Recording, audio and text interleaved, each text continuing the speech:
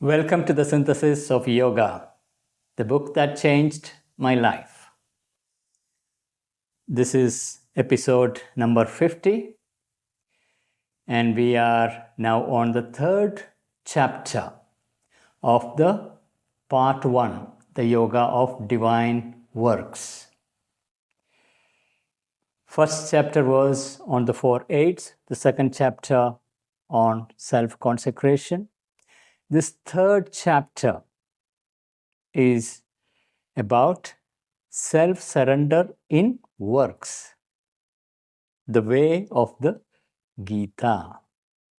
The Bhagavad Gita perhaps is the most authoritative text from ancient times on karma yoga. And this whole part, Sri Aurobindo has taken up as a yoga of divine works. Here he is beginning to now bring in the specific entry point, how through works, an integral karma yoga, how that leads to an integral transformation. Let's now begin.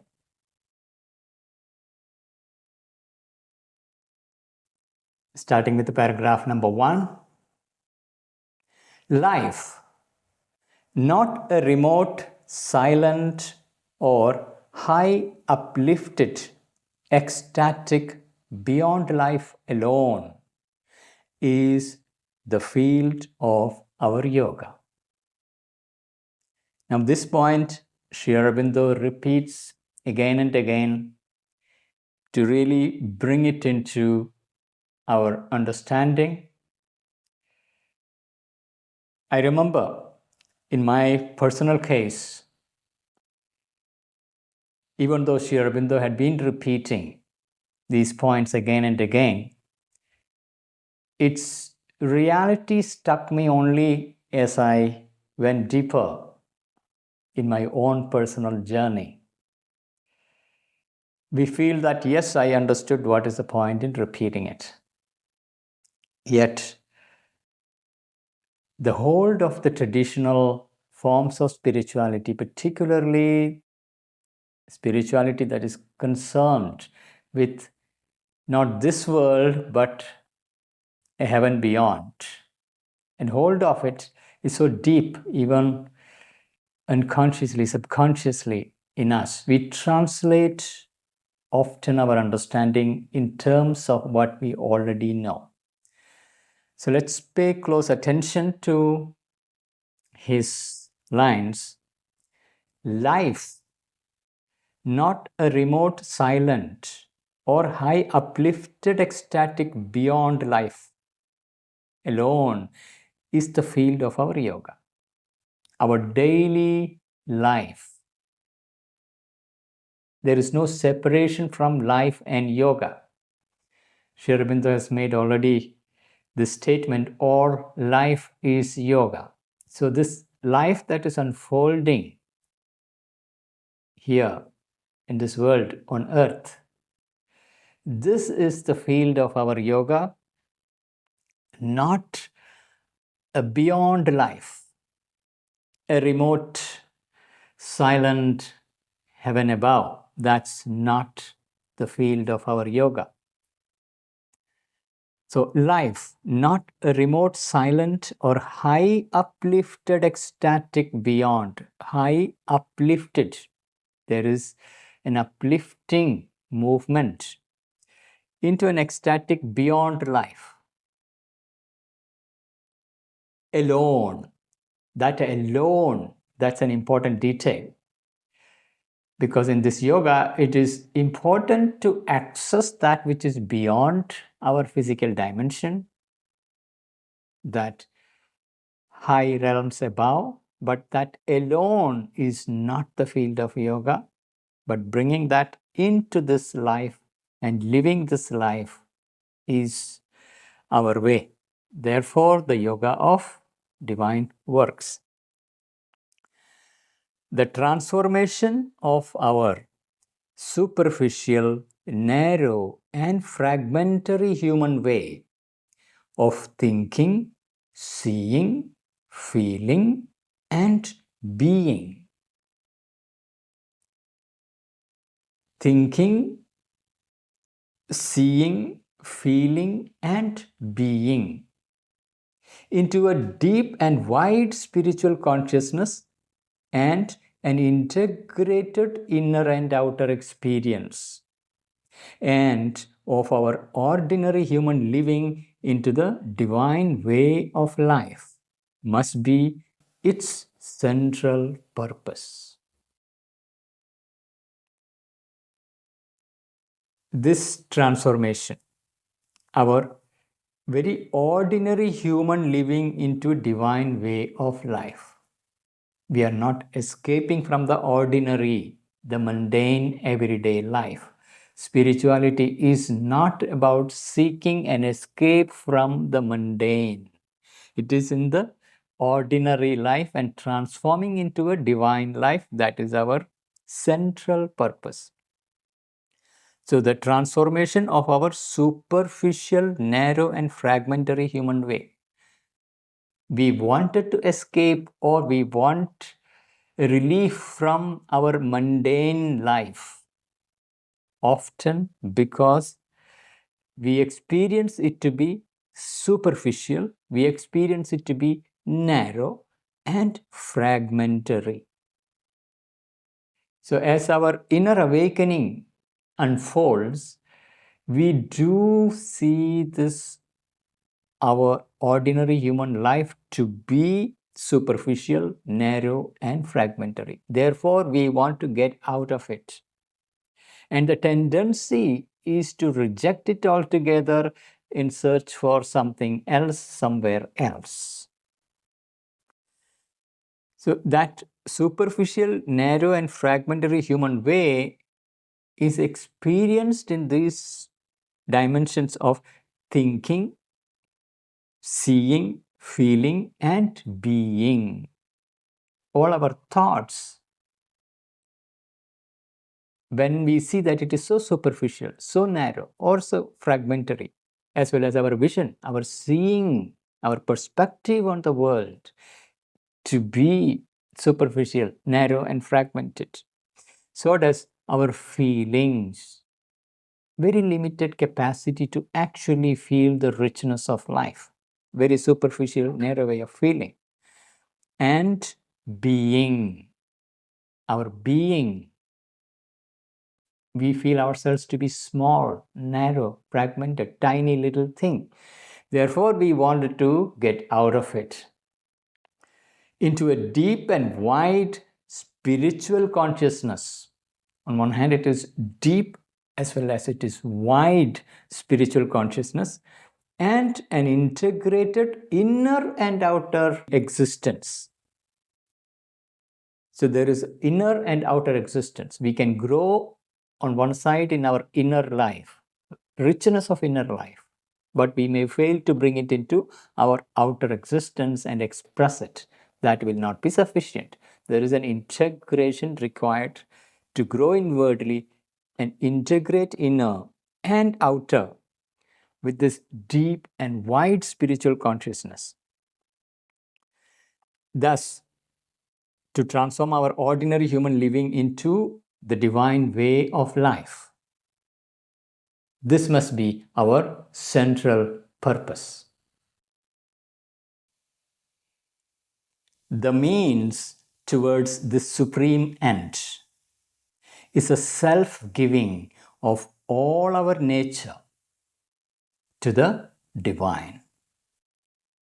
So if we want to have that transformation and integration of the inner and outer, the means is a self-giving of all our nature to the divine. In the previous chapter, Sri Aurobindo gave a detailed understanding of self-consecration. When there is a call for yoga, when that is clear, you give yourself entirely to that process, giving yourself to the divine.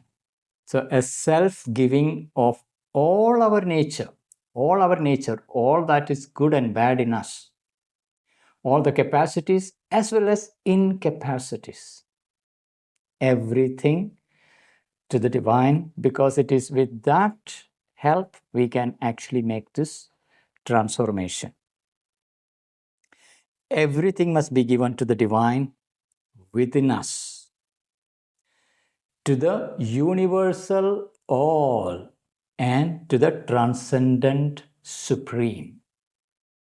So we can see the repetition of the structure that he brings in: the transcendent, the universal, and individual. And within the individual, deep within, there is the divine inhabitant, and then there is a divinity in all things, that is universal, and there is transcendent. This framework is repeated, you will see, across his writings. This is something that experientially one needs to explore. So there is an individual presence of the divine deep within, there is a divinity in all things, and then there is divinity that transcends the entire creation, time, and space. So let's look at this line, this structure. Everything must be given to the divine within us, to the universal all, and to the transcendent supreme. So the word supreme is reserved for that transcendent divine who is beyond everything. Then there is the universal that is present in all and divine within us. An absolute concentration of our will, our heart, and our thought. An absolute concentration is bringing in three faculties of our will, our capacity to do things, our heart, our ability to feel the connection, empathy, the universal love, and our thought, our cognitive instrument, the thought. All three must be concentrated. An absolute concentration of our will, our heart, and our thought on that one and manifold divine. One and manifold. The same divinity is present across the whole spectrum, individual, universal, and transcendent. That is manifold existence of that divinity. So on that one manifold divine, an unreserved self-consecration of our whole being to the divine alone. Unreserved, no part is held back. The entire being is given. Unreserved self-consecration of our whole being to the divine alone, nothing else. So that one-minded, one-hearted concentration. So all that we do, all that we feel, all that we think, everything is with this vision and feeling deep within us. Everything is gathered and given to the divine alone and nothing else. And for that to happen, we must cultivate that attitude of seeing that everywhere and everything. This is the decisive movement. Decisive movement. This absolute concentration and dedication of our thought, our emotion, our will, and complete unreserved self-giving. That is the decisive movement. The turning of the ego to that which is infinitely greater than itself. So the ego is concerned about itself. This ego has to learn to turn towards that which is infinitely greater than itself and give itself. Otherwise, the ego will search for its own satisfactions, its own needs, fulfillment on its own ideas. All that ego has to surrender and give itself completely to the divine. It's self-giving and indispensable surrender. So the ego's self-giving and indispensable surrender is the decisive movement. Ego must learn to surrender. There is a period where the ego itself is to be formed and forged, and that individual is born.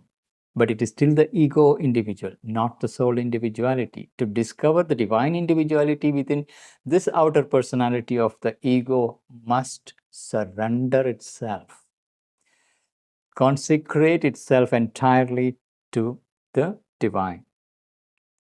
So, an absolute concentration of our will, our heart, our thought on that one and manifold divine, an unreserved self consecration of our whole being to the divine alone. This is the decisive movement, the turning of the ego to that which is infinitely greater than itself. It's self-giving and indispensable surrender. Indispensable. Without that complete surrender of the ego, this transformation is not possible. The life of the human creature, as it is ordinarily lived, is composed of a half fixed, half fluid. So, interesting contrast here. Half fixed, half fluid. There are aspects of life that are fixed, and there are aspects of life that are fluid. Fluid mass of very imperfectly ruled thoughts, perceptions, sensations, emotions, desires, enjoyments, acts, mostly customary and self-repeating, in part only dynamic and self-developing, but all centered around a superficial ego. This is our normal life, which we don't sufficiently understand its superficiality, because when we live in the ego consciousness, that is the whole world. And even if it perceives the world to be infinite in its complexity, from that ego point of view, it is still that ego's world and superficiality, very narrow. And if we look at our thoughts, half of it is fixed set of thoughts and half of them will be fluid, constantly changing. Similarly, if we take up our perceptions, there is fixed set of perceptions, then there is a small set that is changing. Sensations, again, our capacity for sensations, when our whole cognitive system gets conditioned, it has a fixed set of possibilities and a little possibility of expanding and enlarging the experience of sensation. Similarly, emotions. We experience emotions that are repeating, recurring, and a fixed set of emotions.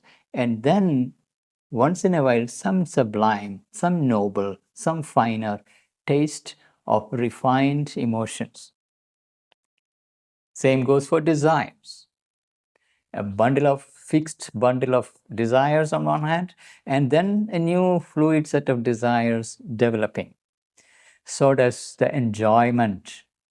We go back to a fixed set of enjoyments that we are used to.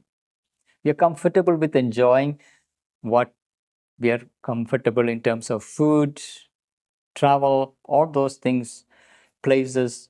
We keep repeating the same thing again and again with a little variation here and there, so that you're still in the comfort zone of the known. So the life of the human creature, as it is ordinarily lived, is composed of a half fixed, half fluid mass of very imperfectly ruled. Very imperfectly ruled. Even our attempt to master this regular routine cycles, that too is quite imperfectly ruled, because we are creatures of impulsions and habits, so we get carried by the nature stream. And we go through our thoughts, perceptions, sensations, emotions, desires, enjoyments, etc. Mostly customary and self-repeating. So our thoughts, perceptions, sensations, emotions, desires, enjoyments, they are customary and self-repeating. We go through the same cycles again and again and again, and that's where it gets boring. And one point we really see that we are in a kind of a prison, a limited life, a narrow, superficial life. And this self-repeating pattern, in part only dynamic and self-developing. So there is an evolutionary journey in that the dynamic part and the self-developing part of our thought, a self-developing movement where it is stretching beyond its possibilities and becoming dynamic and creative. That is very, very limited. Our thoughts, perceptions, sensations, emotions, desires, enjoyments, this goes through a fixed set of cycles and only partially is dynamic and self-developing, expanding and enlarging into new possibilities. However, and all these are centered around a superficial ego. Our surface personality, our sense of me that is identified with this body, its a limited set of memories, its little story, that is where we normally live. The sum of movements of these activities eventuates in an internal growth which is partly visible and operative in this life, partly a seed of progress in lives hereafter. So here is, on one thing is to know this life, and what we gather in this life will be like a seed for the lives hereafter. So from a yogic point of view, we have not just this life, but many lives. There is a stream of life, one cycle of rebirth, an unfolding rebirth, and the seeds of future birth are gathered from this life. So the sum of movements of these activities, the sum of movements, all those superficial movements, half fixed, half fluid, and little dynamic here and there, and little bit of self-developing movement of this life, which is largely self-repeating. The sum of these movements eventuates in an internal growth. There is an internal growth that is unfolding gradually, slow and steady, unconsciously, habitually, which is partly visible and operative in this life. And we can see a part of it in this life. The new skills or the capacities, new experiences, new possibilities that we are developing in this life that we can see. And this is, we can see this already operational in this life. When we develop new capacities, new possibilities, it is already operational. And it can be carried over to the next future lives as a seed essence. So operative in this life, partly a seed of progress in lives hereafter. So all that we develop, all the effort that we put in, it is not lost. Essence of it is gathered, and this becomes the seed for the lives that are coming after. So often people ask, I am already 60 or 70, is it too late for me to start? It is never ever too late. Because we are not bound by this life, we have many lives. And when we are able to gather a new range of possibilities within this life, that becomes the seed that is carried forward to the next life to build on further. So it is never too late. because life doesn't end with this particular life cycle of this particular body. So the sum of movements of these activities eventuates in an internal growth which is partly visible and operative in this life, partly a seed of progress in lives hereafter. So many people, when they get drawn to spirituality early on, it is happening because in their early lives they have already gathered and those seeds are there within them. Therefore, they wake up early in this life and turn towards this inner life. They have those faculties already developed in the past and that become operationalized early on in this new life. Therefore, one can start off from where one has left in the previous life, or rather, those capacities unfold effortlessly and naturally in this life, as and when it is time for it to unfold according to the soul's guidance. This growth of the conscious being, an expansion, an increasing self-expression, expansion and self-expression. One thing is to have that inner experience, to know a deeper truth. Then if you can bring that out into your outer life, there it becomes the self-expression. Manasa, vacha, karmana. In your thought, in your speech, in your action, you begin to live and embody the possibilities and expand. So there is an expansion, an increasing self-expression, a more and more harmonized development of this constituent members. Harmonized development of the constituent members. We are made of those many instrumental layers, the body, the vital, the mental, and all of them have their sub parts, subdivisions. All of them can grow in harmony. And growing in harmony, when the harmony is not there, there is internal conflict. So there is more and more harmonized development of this constituent members. That become possible when the soul is emerging. And that become the leader and the guide of that expansion and self-expression through all these instrumental layers. Is the whole meaning and all the pith of human existence. So we are moving from one life to another life to another life. There is a progression, and through that progression, our soul, the psychic being, is evolving and becoming a possibility of expression in the material life. So that emergence unfolding over many lives, that journey is what become conscious in this life. And as we become conscious of it, as we come in touch with it more and more, that is able to expand and bring that self-expression and a harmonized development of the entire instrumental nature. And as it gathers and it develops that momentum, it becomes your true wealth that you carry from this life to the next life. Every other form of wealth, the outer forms of wealth that you gather, everything will be dropped and gone. But this inner wealth, that spiritual growth that has happened in this life, become the carry forward to the next life. And it is never too late to start.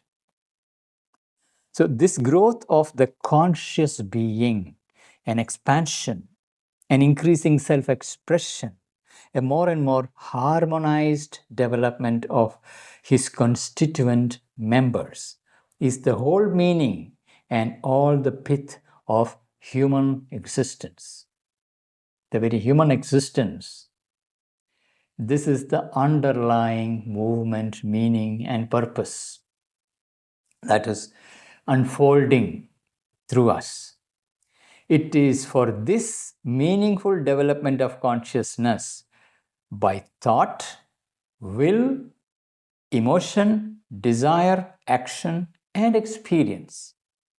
leading in the end to a supreme divine self-discovery that man, the mental being, has entered into the material body.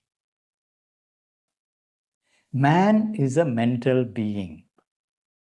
And as we have already understood from Sri Aurobindo's writings, there is a plane of existence for the mind. Mind exists on its own, independent of matter and material existence. So does the pranamaya deha, the vital plane. So there is a physical plane, there is a vital plane, there is a mental plane. We are mental beings who can exist in the mental plane. But the mental being has taken this material body and come into this material world. We are embodied here. Mental being living in a bodily life. And the very purpose of this is, it is in this material world the divinity is unfolding. This project Earth, the divinization of matter itself, Earth itself, a divine manifestation on Earth, we are participating in that adventure. And for that, we have to become conscious of that possibility.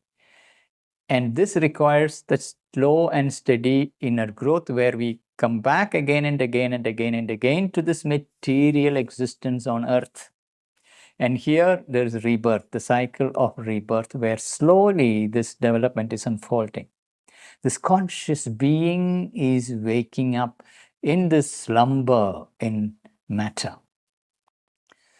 So it is for this meaningful development of consciousness, meaningful development. Only when we become conscious of this process, it becomes meaningful.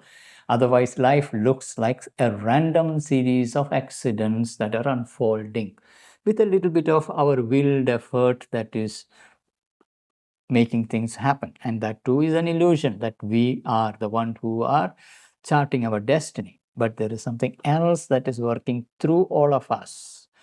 And there is this project Earth beautifully manifesting. First manifesting this mineral world, and out of that a living world, the plants, the forests, and then the animals. And out of all that, then the man, the mental being, has taken birth.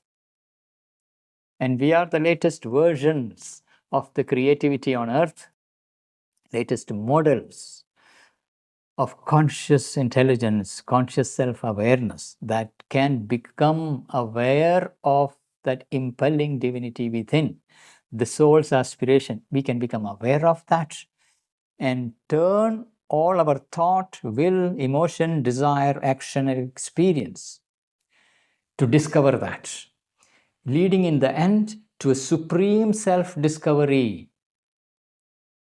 And it is for that man, the mental being, has entered into the material body. So imagine this to be like a role-playing game, an interactive role-playing game, a multi-dimensional game where the material plane is perhaps the most challenging plane of the game, where we are embodying ourselves into this material envelope, and we have to recover our original nature of the consciousness, the divine self that is within. And that too, which is evolving here in material nature over a long period of time through various cycles of rebirth. So developing the conscious capacity to know this, and also to access other planes, the vital plane, the mental plane, and that which is beyond, and bringing that powers into this material plane, and the matter itself undergoing divinization. We can see that on Earth, the matter is evolving. The entire mineral world gave birth to a living organic matter. Our body is a highly evolved material substance. But evolution of the material body is incomplete. And it is still not divinized. It is still bound by death, disease, and old age. Aging And Buddha saw this. Buddha saw that this bodily existence in this material world is in the grip of aging, disease, and death. And he also discovered there is a higher world that is deathless, timeless, eternal. And we can drop this and realize our true nature that is deathless. Where Sri Aurobindo is bringing in the picture, it's not enough to realize that we are deathless, but that eternal, timeless self can become operationalized here in the material earth, and the material life and bodily evolution itself, biological evolution here on earth itself can move forward towards its divine consummation. That is the possibility. So it is for this meaningful development of consciousness by thought, will, emotion, desire, action, and experience, leading in the end to a supreme divine self-discovery, that man, the mental being, has entered into the material body. It's an amazing game we are playing. It's a Leela, as in other terms of ancient wisdom tradition. Leela, it's a play, it's a game. All the rest is either auxiliary and subordinate, or accidental and otiose. That only matters which sustains and helps the evolution of his nature and the growth, or rather the progressive unfolding and discovery of his self and spirit. So the core movement is this evolution of consciousness unfolding here on earth, and we are coming back again and again in cycles of rebirth, and we are growing in self-awareness. And there is an evolution on earth unfolding, and we are participating in that. This is the central movement. Everything else is auxiliary, subsidiary, including all our innovations, technologies, going to the moon, the Mars, everything is subsidiary. It is auxiliary. The greatness of, or the contribution of this is, it is expanding our capacity for self-mastery, mastery our material life, mastery our thinking skills, analytical skills, mental development, cognitive skills, ability to mold matter and create new technologies. It builds capacities. But the true significance of entire socio-economic technological progress, true significance is the growth of our faculties, our inner growth, the growth of consciousness and its various faculties. If that is not seen, we will get lost in the externalities and the technologies for themselves, the economy for itself, and the material development for itself. None of them have value in itself. It gains its value only in terms of this inner growth of consciousness to discover the true delight of our being and the freedom of our being, the creative freedom of our being. And the greater our evolution, freer we become, and greater the capacity to mold. And at present, our technologies, all these are looking so amazing, but from a consciousness point of view, these are still, we can say, clumsy, because we have extensive dependency on all that we are developing. The systems that we are developing, it is not the direct expression of consciousness in matter and molding of matter. If there is a power cut across the planet, and if that lasts for a month, entire civilization, we see what happens. We are so dependent on these systems and processes and economies that we have created, and that become the central driving force of our life. But what we forget is these are auxiliary and subordinate and accidental means on the way, and we become slaves of the systems that we create, forgetting that what truly matters is the inner consciousness and its growth. The more we are able to recognize that what matters is this inner consciousness and its growth and growing of our faculties of consciousness, then the dependency on these technological means can be gradually reduced, or this technologies itself become increasingly refined, sublime, and direct, where our consciousness will learn to directly engage in universal communication without having to use our mobile phones and other networks that are existing currently. But these are all the possibilities that are lying ahead. But we have to evolve and develop the faculties of consciousness so that our current dependencies can be brought to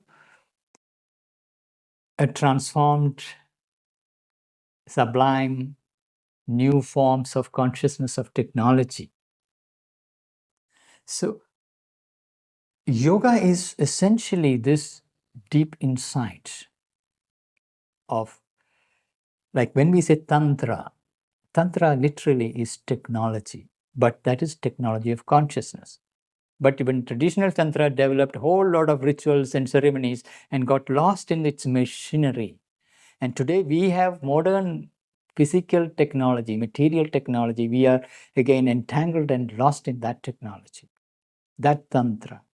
And we need to rediscover the technology of consciousness, the power of consciousness. But here the difference is the power, the conscious force. When we discover that the force is conscious, there is a conscious relationship with that. And surrendering to that, and the intention, the divine intention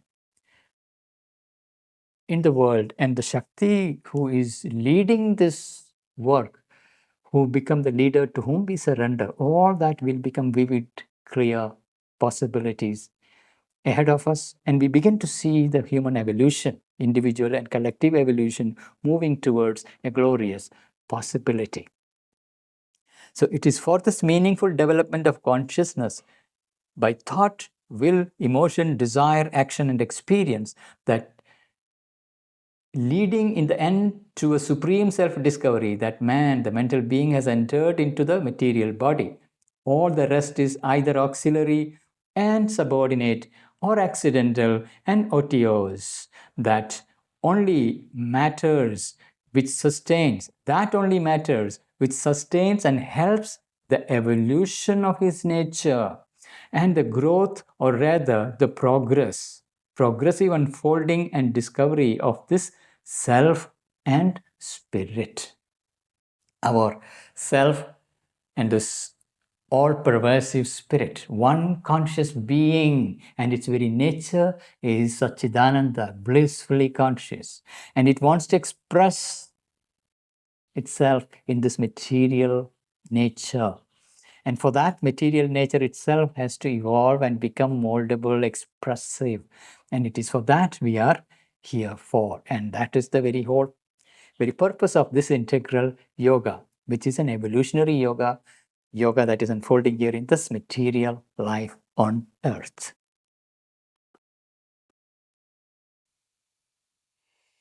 The aim set before our yoga is nothing less than to hasten this supreme object of our existence here.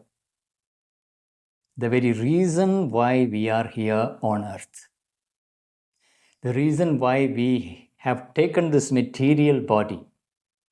We have become this embodied beings here on earth. That profound reason, that evolutionary purpose nature has. And this is, as you know, in the entire solar system, we have only Earth where such an evolution is unfolding. And we are yet to find other solar systems galaxies where such an evolution is unfolding. And it's an extremely rare phenomenon happening in this infinitely vast universe.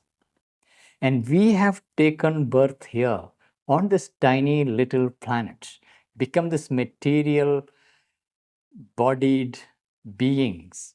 We are mental beings. We have taken birth here. And there is this whole cycle of rebirth that is unfolding. And this is a vision of life that only yoga has brought in. The spiritual wisdom has given us that we do not end with this body. There are many lives, and we come here on this earth to play this evolutionary game. And discovering our divine nature here when it is in the embodied condition and bringing that expression here. And that is our supreme purpose, very purpose of life. Purpose of life, it's not survival of the fittest. It is not earning our living or having some little creativity here or there. The whole purpose of life on earth is our domain. The very reason why we took birth here. Yes, we need to organize society, develop materially, economically, spiritually, so that the deepest purpose becomes the central reference point for everything else. And this very aim set before our yoga is nothing less than to hasten the supreme object of our existence here. It's not just individual evolution, it is a collective evolution. And the whole earth and life on earth getting reorganized, reimagined, and transformed into this possibility. And in today's world, one of our biggest challenge is now we are having profoundly powerful technologies that can do all kinds of things. But what do we want to do with this? Where do we want to take our civilization? And when we are driven by greed and fear and anxiety, that moves towards self-destruction. And when powerful technologies are in the hands of people who are under the grip of anger, fear, greed, lust, that become even more destructive. So it is even more imperative than ever before to bring this knowledge of yoga and apply it in our daily life context, transform ourselves, transform and free ourselves from the grip of laziness, fear, anger, lust, attachments, and have this immense freedom to know, freedom to enjoy, freedom to create, and bring that blissfully conscious existence into material life itself. And that will be possible only when we evolve individually, and more evolved individuals come together and become the receptacles and the channels for the expression of that divine ananda, divine delight on earth. So the aim set before our yoga is nothing less than to hasten the supreme object of our existence here, Its processes leaves behind the ordinary tardy method of slow and confused growth through the evolution of nature. The tardy method, Aurobindo explained this earlier in the introductory part of Synthesis of Yoga. The evolution of nature is tardy and slow, zigzag movement, slow movement.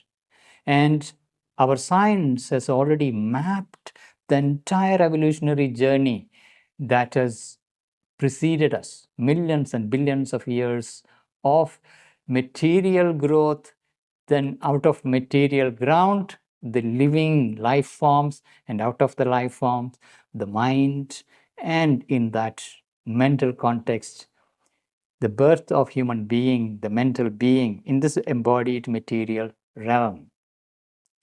And that process had been tardy and slow, and now, as individuals, human beings who discovered this possibility of yoga, we become self-aware, we can accelerate, we can take up the powers of nature, leaving aside the tardy methods. Its process leaves behind, its process, here is the yogic processes, it leaves behind the ordinary tardy methods of slow and confused growth through the evolution of nature. For the natural evolution is at its best an uncertain growth under cover.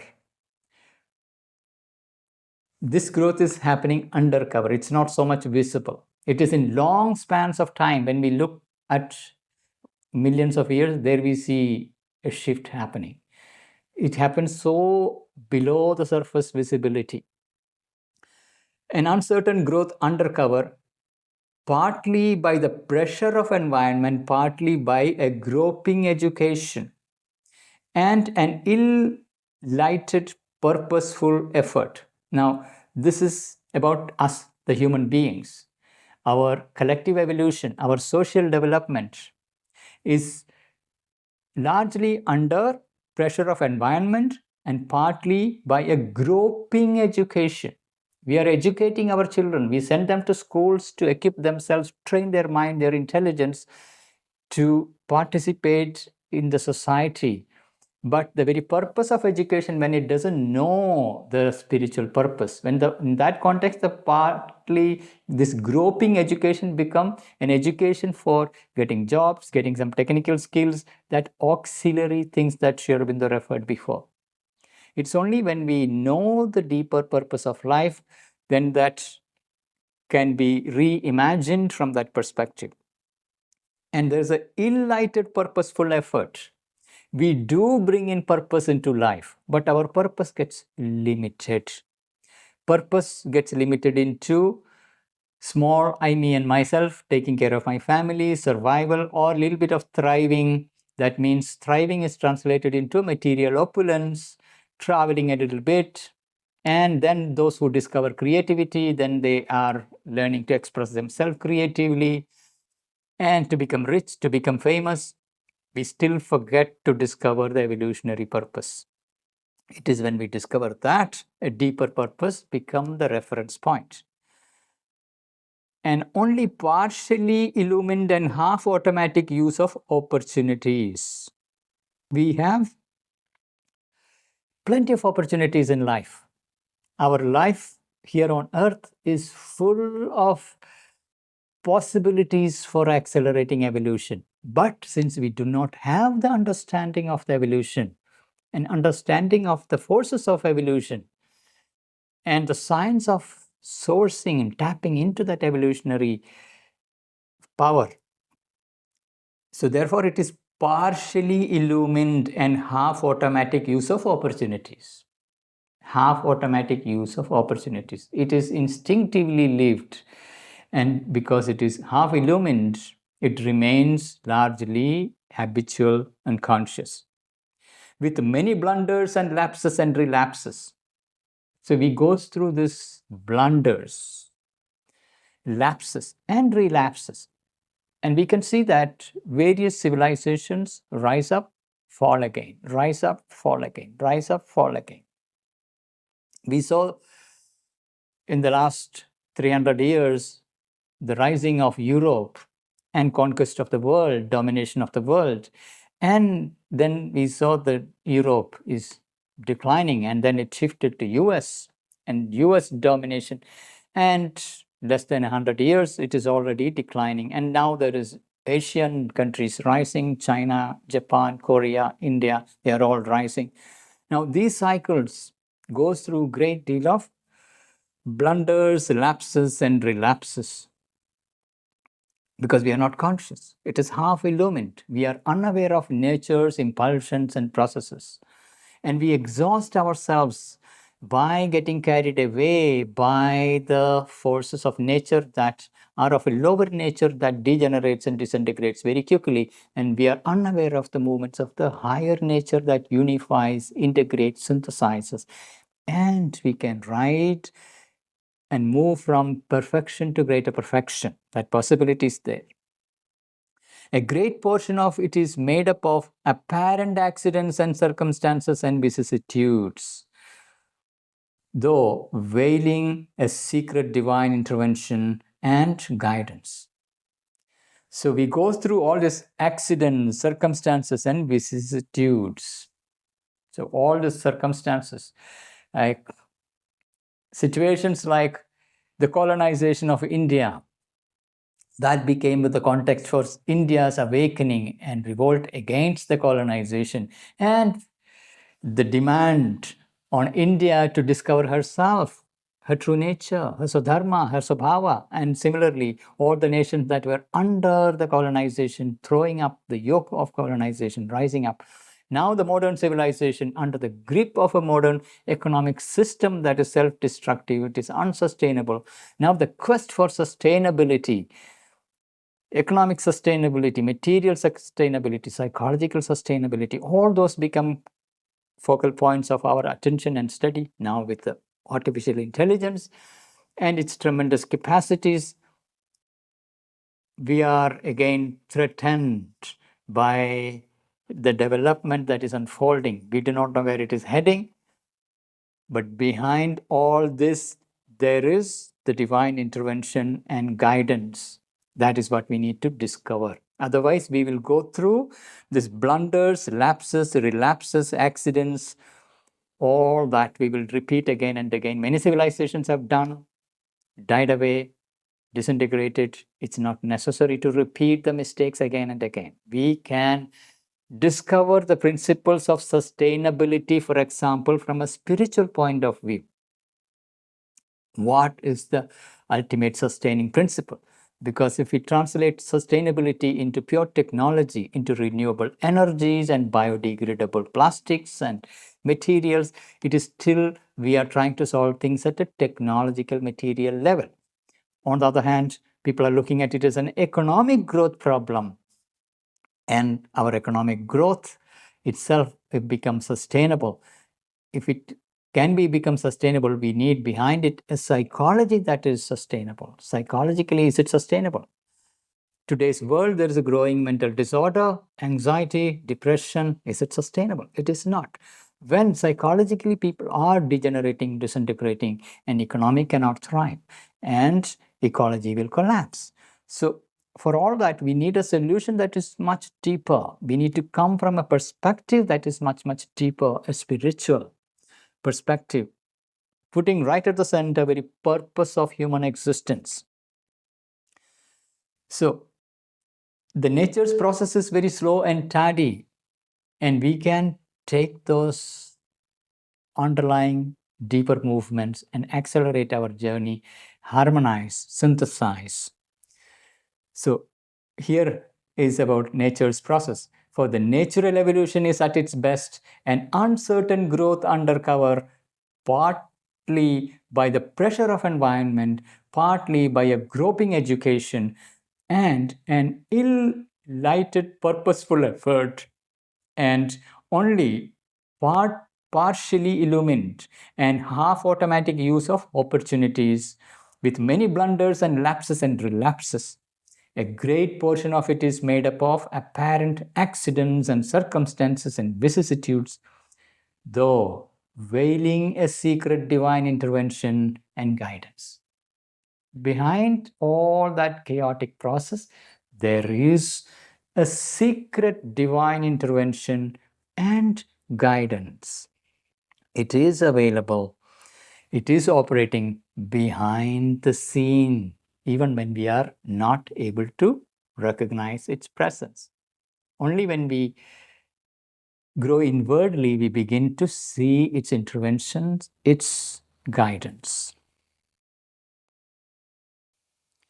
In yoga, we replace this confused, crooked crab motion. Crab motion.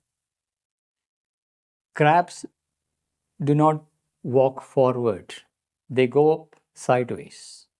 There's a crab motion. Crooked crab motion.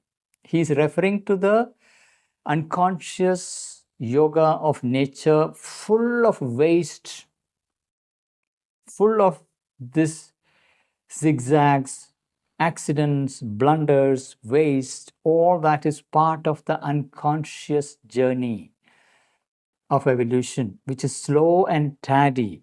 So, in yoga, we replace this confused, crooked crab motion by a rapid, conscious, and self directed evolution.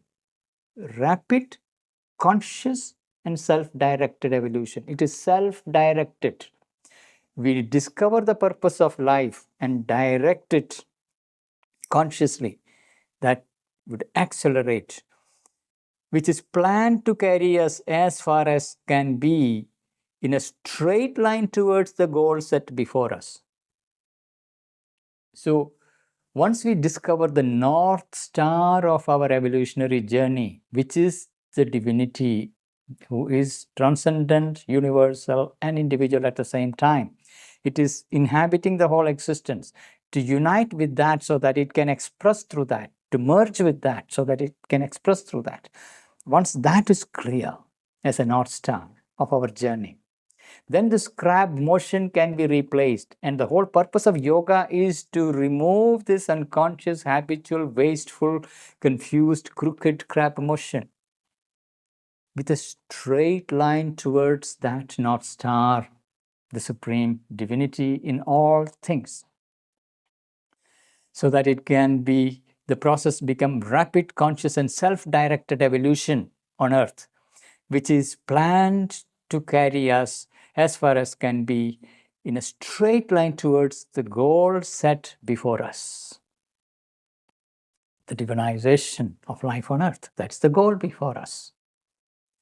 In a certain sense, it may be an error to speak of a goal anywhere in a progression which may well be infinite.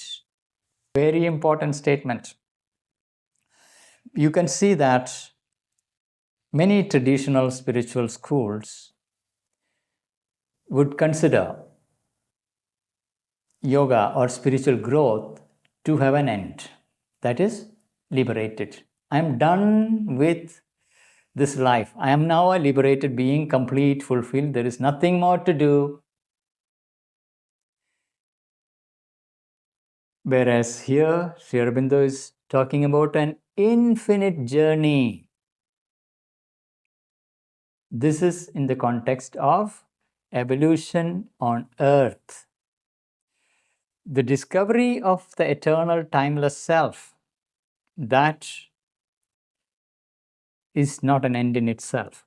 When schools of yoga consider that as an end in itself and liberating oneself from the cycle of rebirth on earth, you're missing the whole infinite journey.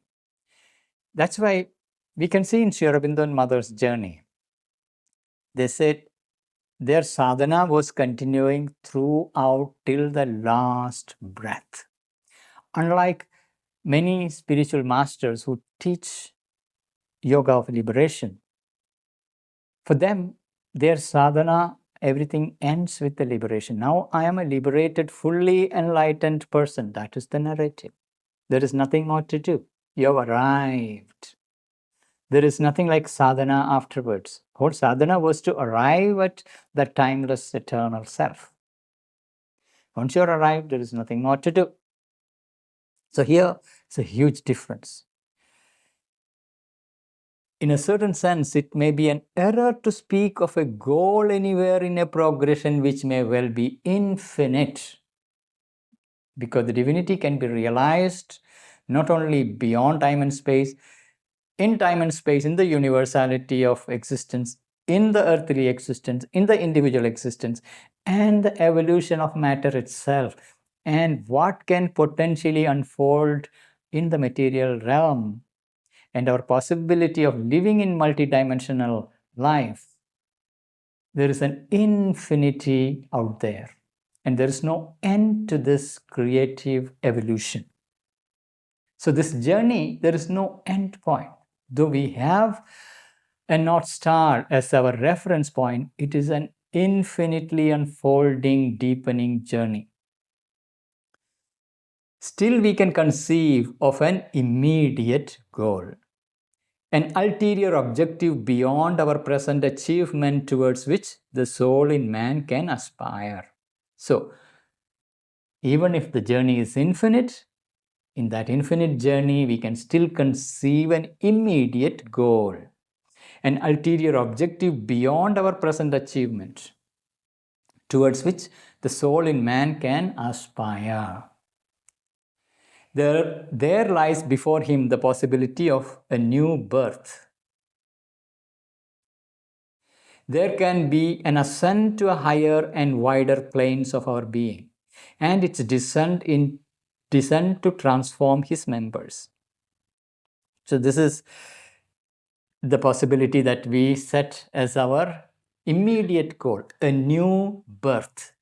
How does this new birth take place? First is an ascent to a higher and wider planes of being.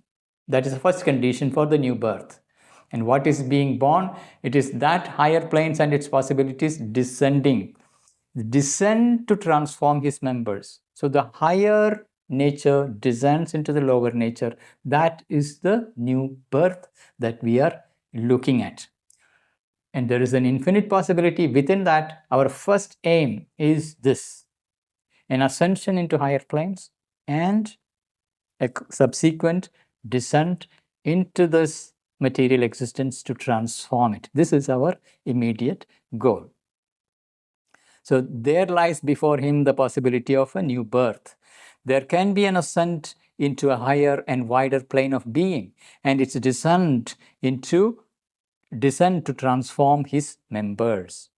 An enlarged and illumined consciousness is possible that shall make of him a liberated spirit and a perfected force. It's not only liberated spirit, but also a perfected force. And if spread beyond the individual, this is where the integral yoga brings the dimension of the collective yoga. You're not just an individual. Individual liberation is only starting point.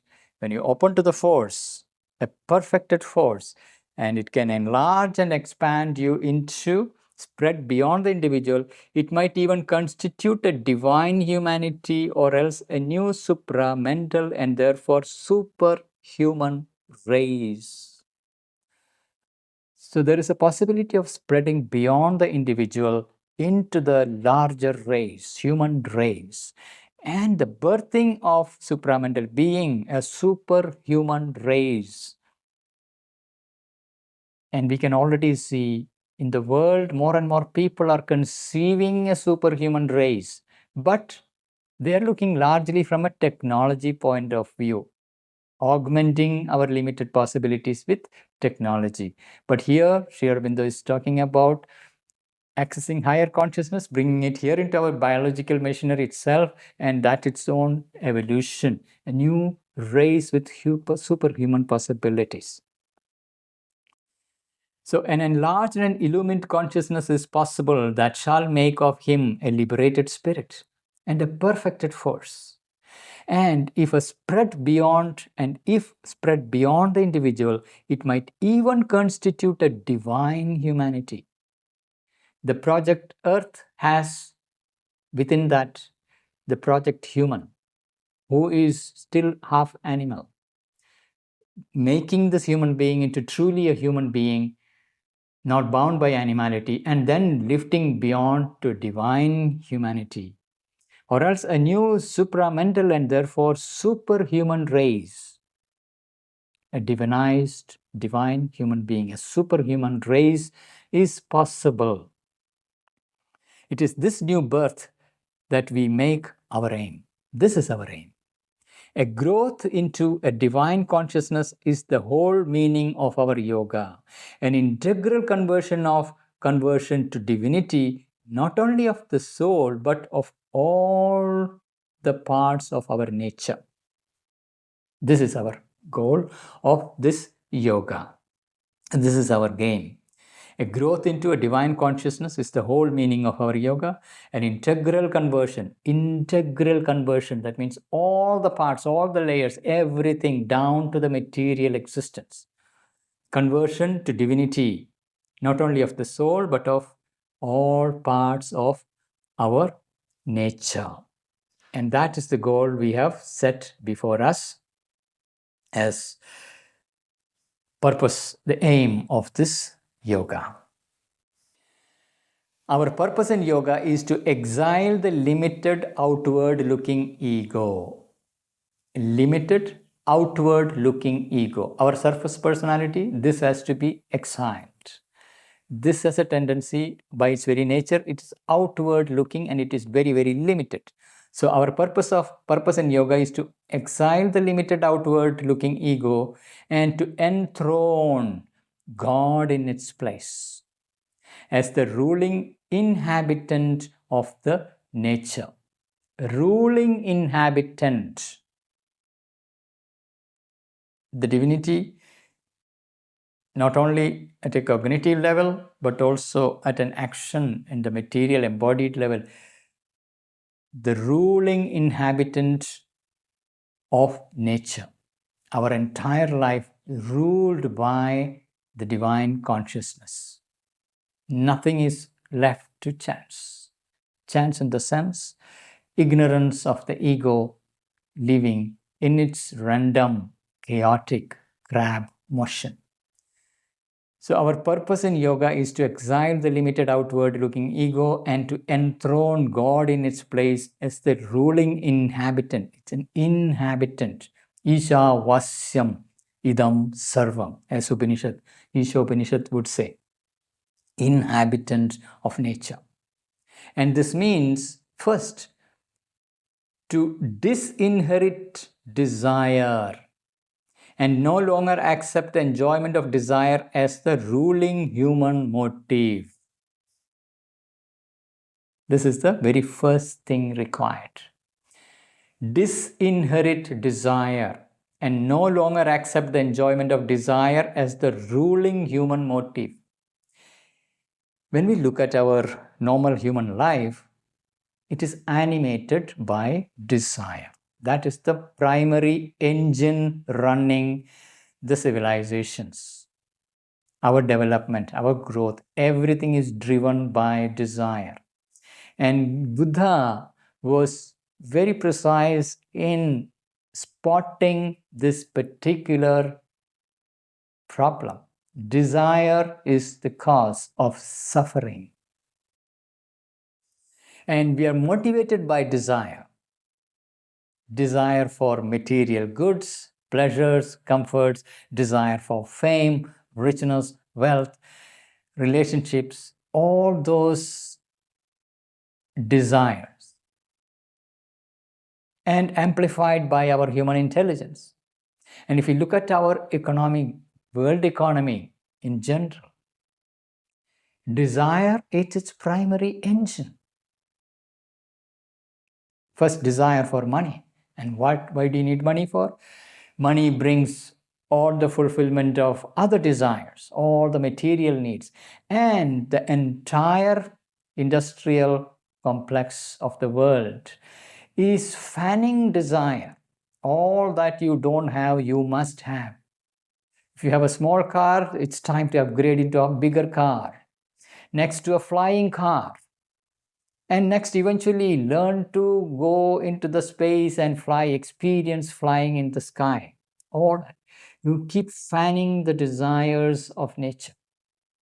Desire is the motive engine that drives individuals, collectives, and entire systems are designed to fulfill desires.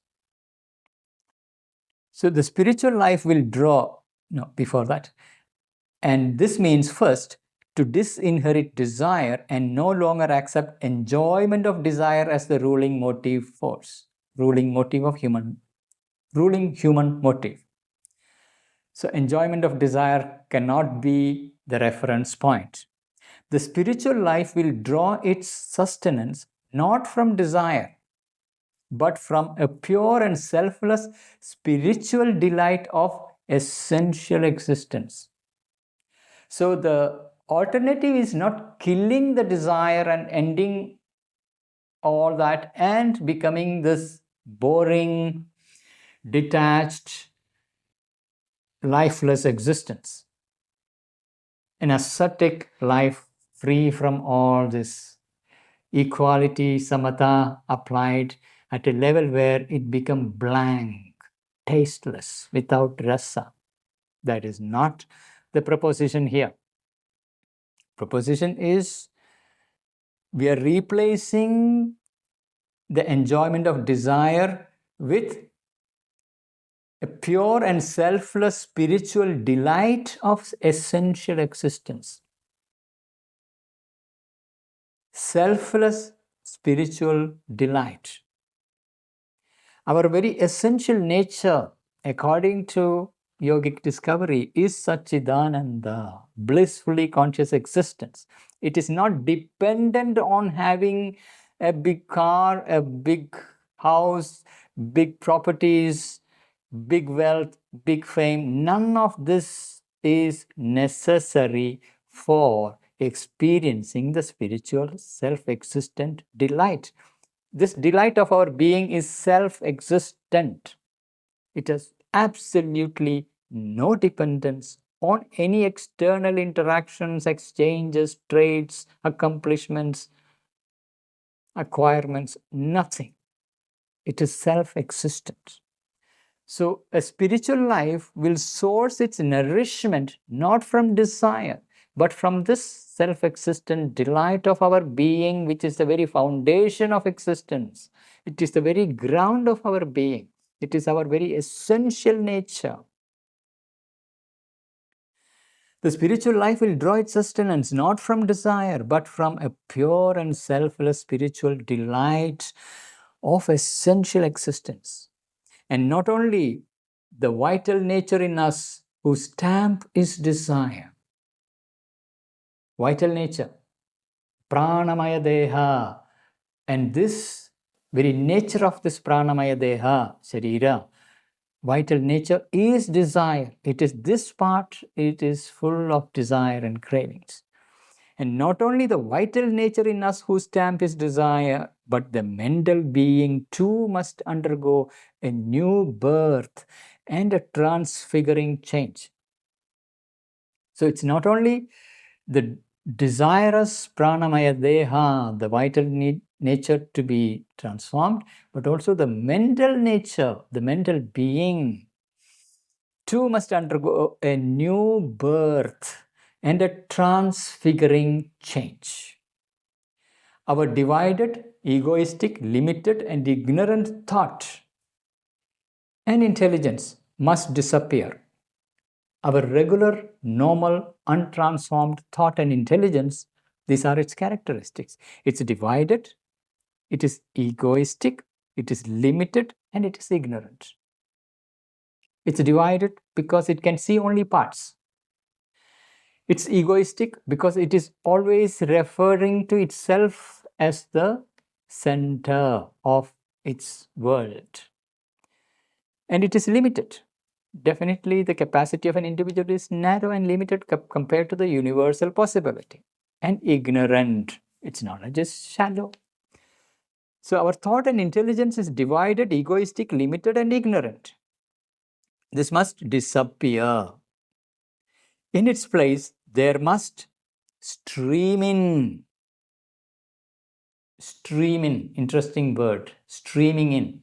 Our thought and intelligence usually are very sluggish, calculated crab movements. But the higher consciousness can stream in. We now talk about streaming from YouTube, streaming from Netflix, streaming from all the video multimedia services or the virtual game servers. They are all streaming through the internet, and you're receiving or you're broadcasting your streams across the internet. You're streaming in the internet. You're receiving streams, you're transmitting streams. But this is at an outer technological level. At our cognitive level, at our individual human intelligence thought level, can we have streaming happening? This is the higher possibility that is referring to. Our divided, egoistic, limited, and ignorant thought and intelligence must disappear. In its place, there must stream in the Catholic and faultless play of a shadowless divine illumination. Shadowless divine illumination. The knowledge pouring in, illumination after illumination. Normally, light brings shadow. Everything is opaque. It cannot receive all light. It will reflect only, it will absorb some light, reflect some light. Therefore, there is a shadow on the other side. Whereas when we become transparent to the divine light, there is an illumination which is shadowless. A shadowless divine illumination which shall culminate in the end a natural, self-existent truth consciousness, free from groping half-truth and stumbling error. Self-existent truth consciousness. Our mental consciousness is a product of ignorance, groping in the dark, searching for light. And all that it can do is piecing little bit knowledge here and there.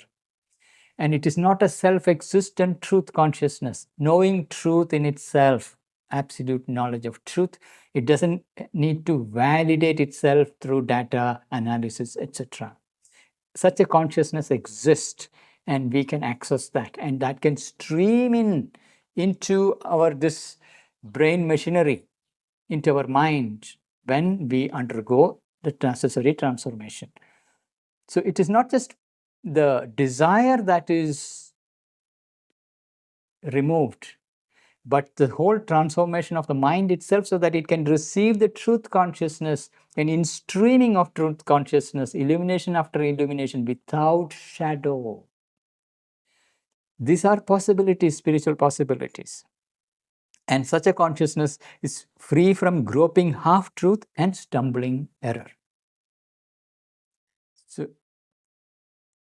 So not only the vital nature in us whose stamp is desire, but the mental being too must undergo a new birth and a transfiguring change. Our divided, egoistic, limited, and ignorant thought and intelligence must disappear. In its place, there must stream in the Catholic and faultless play. It's a play which shall illuminate in the end in a natural self-existent truth consciousness, free from groping half-truth and stumbling error. A way of knowing that is absolute, self-existent, knowing the truth. Our confused and embarrassed, ego-centered, small-motived will and action must cease. So now he's coming to the third faculty. First is desire, which is of the pranamaya deha, that is to be transformed with a self-existent delight. Second is the mind, its thought, intelligence, everything is transformed with the in-streaming of truth consciousness. Now, third is the will, the faculty of will that enables us to do, and that doing is usually ego-centered, small-motived will and action. This must cease and make room for the total working of a swiftly powerful, lucidly automatic, divinely moved and guided unfallen force. Unfallen force. Fascinating phrase. What is unfallen force? What is fallen force? Our material nature, we see that it is driven by force, a force that is unconscious, somnambulistic, a force that is working mechanically in sleep. That is the fallen force. And yoga gives us the method to discover the force that is above the divine Shakti, who is conscious force. That is what we refer to as the Shakti, who is the creatrix of the entire world, And that force, an aspect of it is the fallen force here, the material nature in which apparently it is sleep working. It is a fallen force. Instead of this fallen force, we are opening to a conscious force from above, which is that force is an unfallen force, which is swiftly powerful.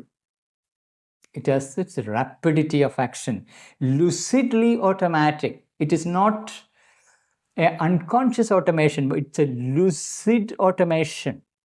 It is using the biological machinery and its entire automation that nature has already set up. It is streaming through that force so that it is lucidly automatic. And it divinely moved, because it is moved by the divine consciousness of its self-existent love and delight. It's an guided, unfallen force. It's an unfallen force. So this is how the transformation of the will takes place.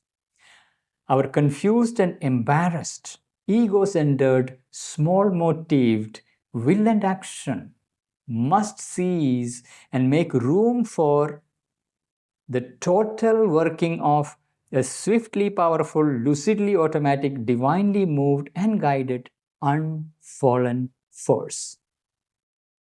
There must be implanted and activized in all our doings a supreme, impersonal, unfaltering, and unstumbling will in spontaneous and untroubled unison with the will of the divine.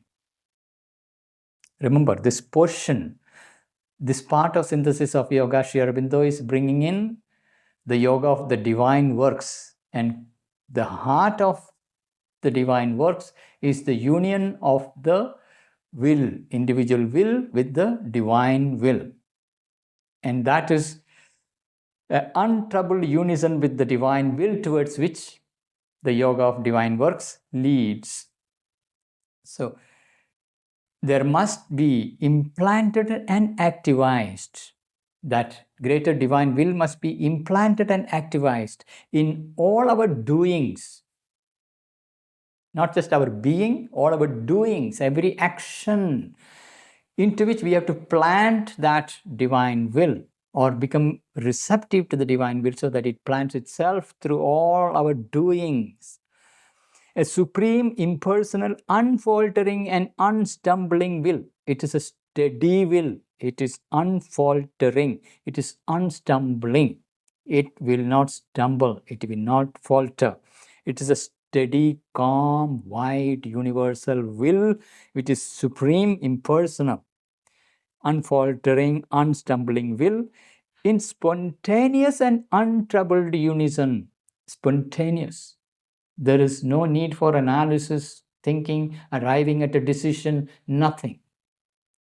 It's our will, knowledge, and love working together spontaneously, untroubled unison with the divine, will of the divine.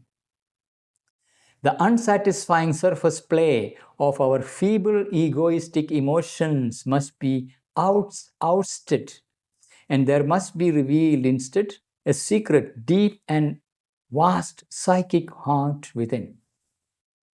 We have our frontal heart, which is primarily the heart of the ego, a little sweet ego's affections, attachments, demands, all that. And it is a surface play. It's a small being, small emotional being, which can become easily vulnerable, hurt, upset. This is a tiny little ego personality, emotional being on the surface. Behind it, there is a deep and vast psychic heart. Discovering the psychic heart is central in integral yoga.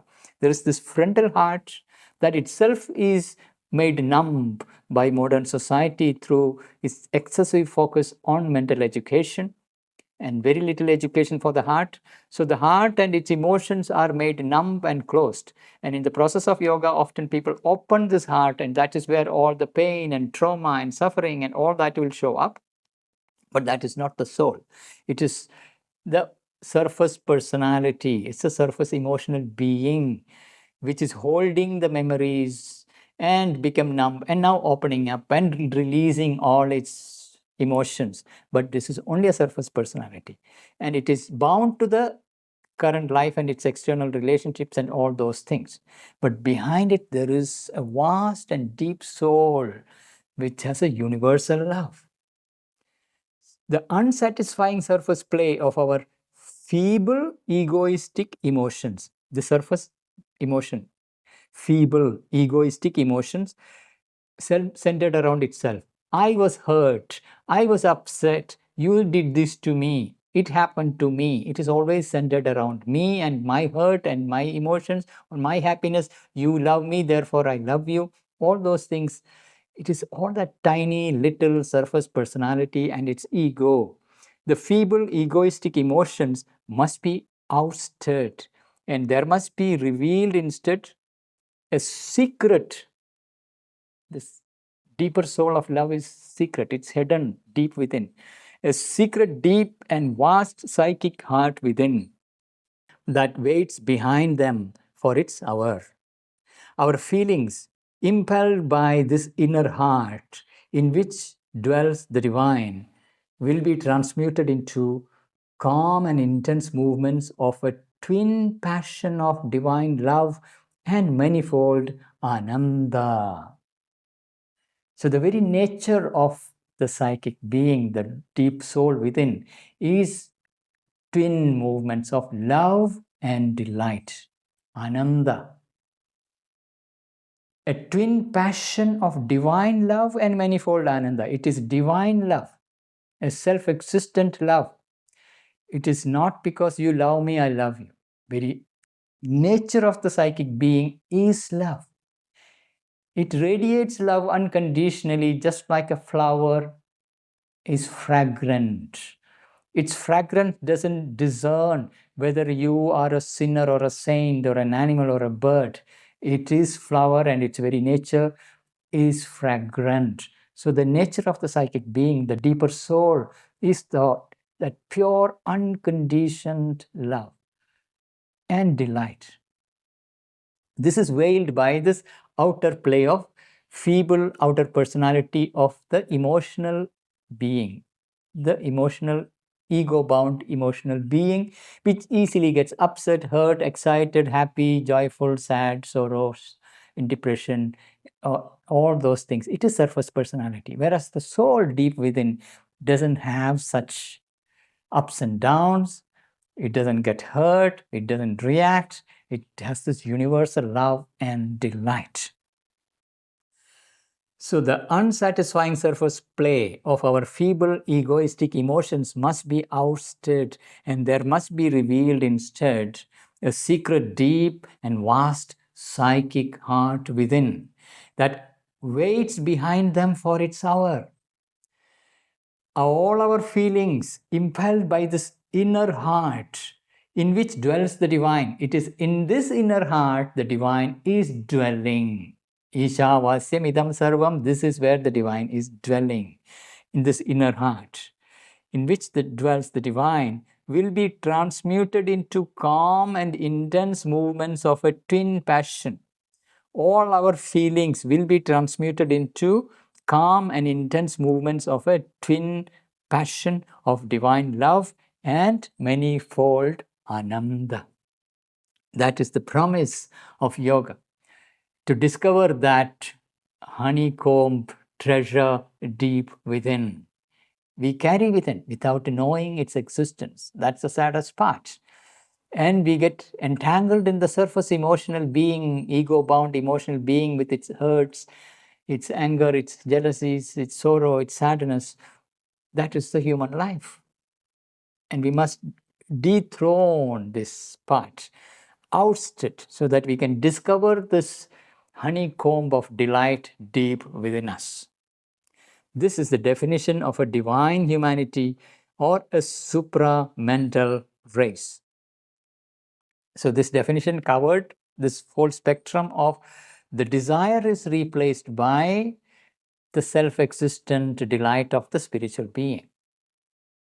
The mind and its limited, divided, narrow thinking is replaced by the instreaming of truth consciousness, shadowless illumination, and our will is replaced by the unstumbling, unfallen force that is swift and rapid and spontaneous in the action in the world. And our heart of emotions is replaced with this deep heart of divine love and delight that is self-existent. And when these are developed in a human being, that's when the Superman can be said to be born. So this is the definition of a divine humanity or a supramental race. A whole race who is embodying this spiritual delight, spiritual power, spiritual instreaming of knowledge, Ananda, the whole Satchidananda, alive, active in a human body. And that would transform that human being into Superman, a supramental being. This, not an exaggerated or even a sublimated energy of human intellect and action, is the type of Superman whom we are called to evolve by our yoga. So we are not looking at an exaggerated or a sublimated energy of human intellect or action. For example, when we watch the movie Superman, it is an enlargement of a normal human muscle power extended into even the capacity to fly materially and doing the dishum, that is regular human existence. Enlarged and expanded. That is not what we are talking about. We are talking about a whole new faculties developing within the human being. So this is not an exaggerated or an even a sublimated energy of human intellect and action. It is that whole transformation of desire replaced by the spiritual delight, knowledge, will, heart, everything is transformed in the living Satchidananda. It's the type of Superman whom we are called to evolve by our yoga. So this is the very purpose of this yoga. To live the Satchidananda here in this material embodied condition and bring the divine life on earth. So with that, we conclude today's session. Please do share your insights, your journey, your joys. See you next week. Thank you.